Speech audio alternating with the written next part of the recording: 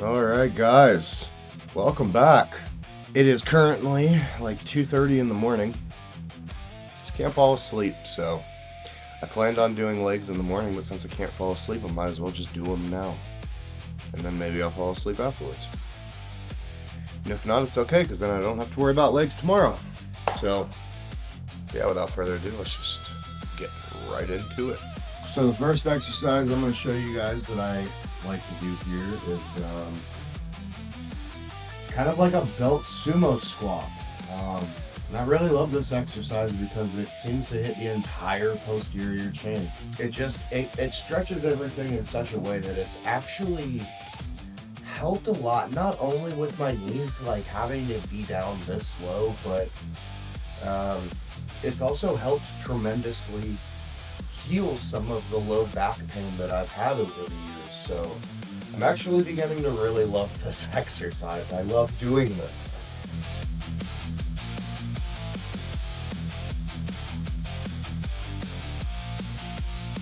Nice and slow.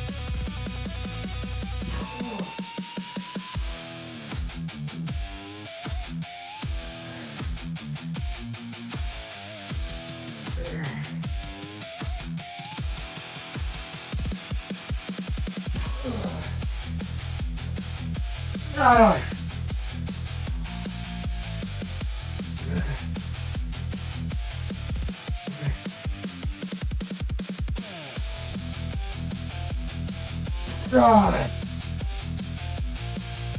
Woo. Ah.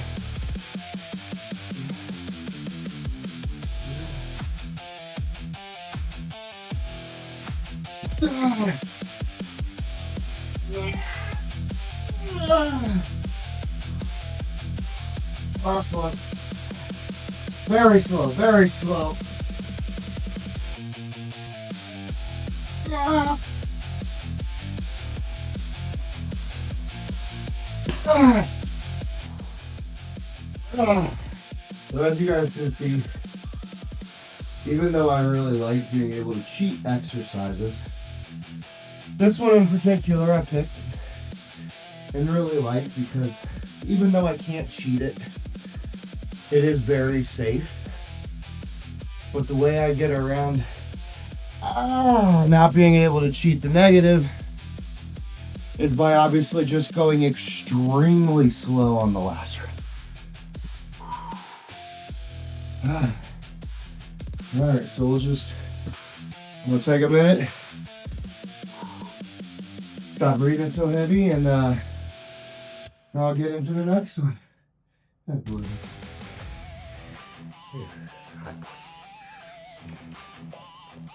Alright, so the reason I'm moving you guys a little bit is because, at least as far as I can tell, I have kind of made this exercise up. I could be wrong. Literally just kind of like working around one day, just kind of trying to figure out different angles and vectors of force and stuff like that. You know, just trying to figure out different ways of hinging the deadlift in such a way that targeting the hamstrings is easier. Because I want to isolate the hamstrings without destroying the fucking lower back, right? And kind of sort of came up with what I'm about to show you. Using these, what I like to do, come down here in this section that I have. Now, the reason that I have these weights separated in sections like this is because if I put these up here in front of the stack, the problem is my feet and get them underneath the weight. I don't obviously want that. So as you can see here, my angle is significantly different from a normal deadlift, which, you know, setting up like this, right? It's still a little bit of a hip hinge required, but it's a different vector of force. You're pulling directly up from the floor. Just gonna hit more of your lower back. Whereas with what I'm doing is I'm leaning. Now the force, what I have felt anyways, is no longer in my lower back. It's entirely in the fact that I got my feet placed firmly together, and my hamstrings are starting out in a completely stretched position. And it's just...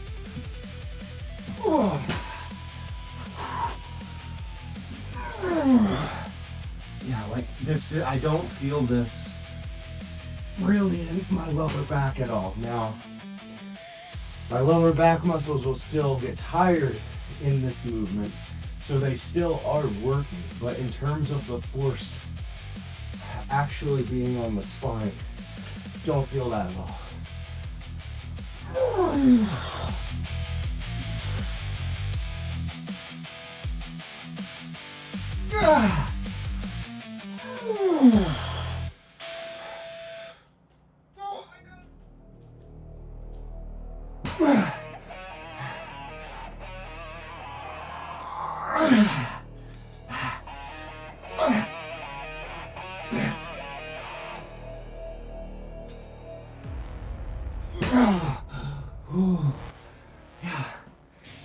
Yeah, I love this exercise. I'm gonna take a quick break. But as you can see, my leg day is very interesting, but simple. This little fucking hinge pull, I guess I'll call, I don't know what the fuck to call it, but man, does it light your hamstrings up.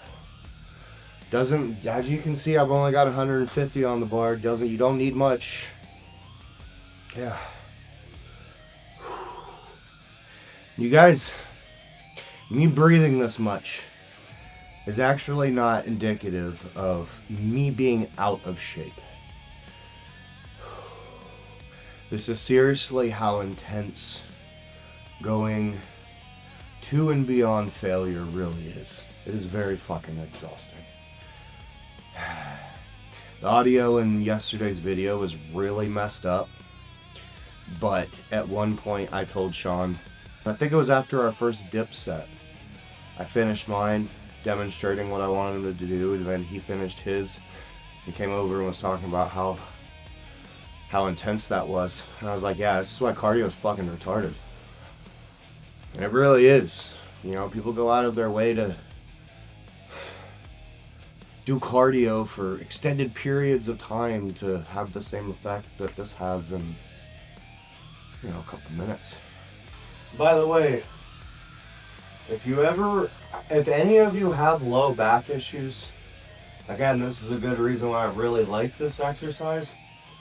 But I shit you not, if you have low back issues anywhere severe as what I had, which was L4 and L5 fusion, this simple stretch right here will fix you, I promise. Just sit in this squat position like 10, 15, 20 minutes a day. Fight past the pain.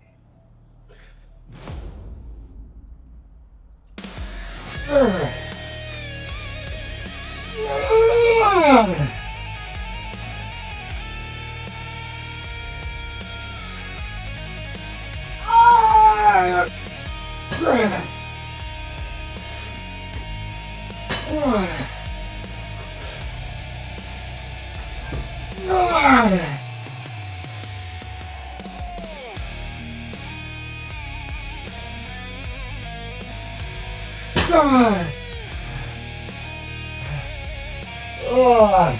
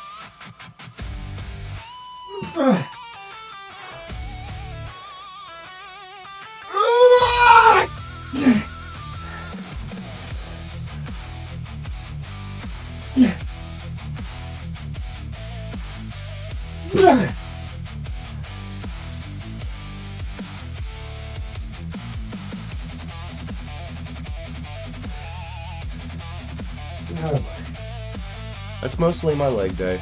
Not gonna really bore you with calves. Calves are pretty fucking simple.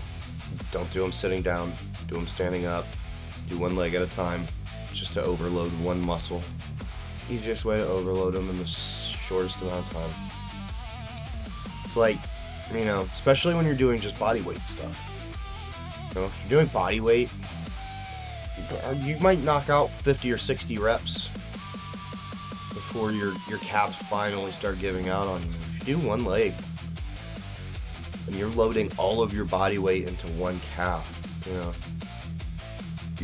you're probably only going to get through, you know, 10 to 15 reps before that calf burns out. So do it that way. And then it's easy to cheat too, because once that calf burns out, then you use the other foot to cheat you back up into the concentric. So yeah, that's my leg day. Very simple, very short, very easy. I literally just did all of that. Even though you're gonna see cuts, you know, that workout, even with breaks in between, took me maybe 30 minutes. No big deal. And now I recover until next week. Recovery is a big deal. Mike Mentzer did get that right. You know, there is a huge difference between recovery and, you know, your body actually overcompensating for the damage that was done. We'll get into that. But come back next time. Like and subscribe. And I'll see you next time.